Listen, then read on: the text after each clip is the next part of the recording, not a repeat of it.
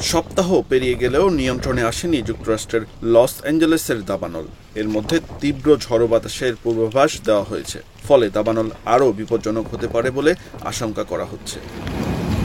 এরই মধ্যে আবহাওয়া বিশেষজ্ঞরা বলছেন, বর্তমান পরিস্থিতিতে দাবানল দুর্গত এলাকাগুলোতে আগুনের টর্নেডোর ঝুঁকিতে রয়েছে। এটি বিরল হলেও এমন এক বিপজ্জনক অবস্থা যেখানে দাবানল তার নিজস্ব আবহাওয়া তৈরি করে থাকে। যুক্তরাষ্ট্রের জাতীয় আবহাওয়া অধিদপ্তর গতকাল মঙ্গলবার সতর্ক করে বলেছে, দাবানল ছড়িয়ে পড়া এলাকায় বাতাসের তীব্রতা বেশি রয়েছে, পাশাপাশি পরিবেশ খুবই শুষ্ক। এই দুয়ে মিলে এক বিশেষ বিপজ্জনক পরিস্থিতি তৈরি করেছে।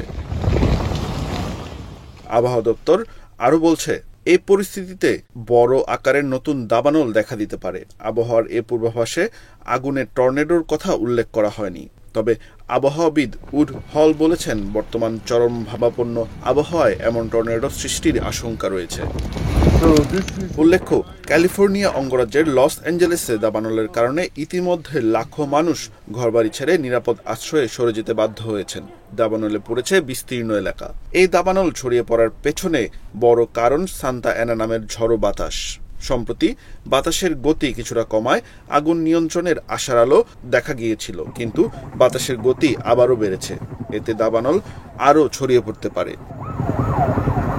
লস অ্যাঞ্জেলেসে দাবানল শুরু হয় ৭ জানুয়ারি। সেখানকার প্যালিসেডস ও অ্যাটেন দাবানল দুটিকে সবচেয়ে ভয়াবহ বলা হচ্ছে।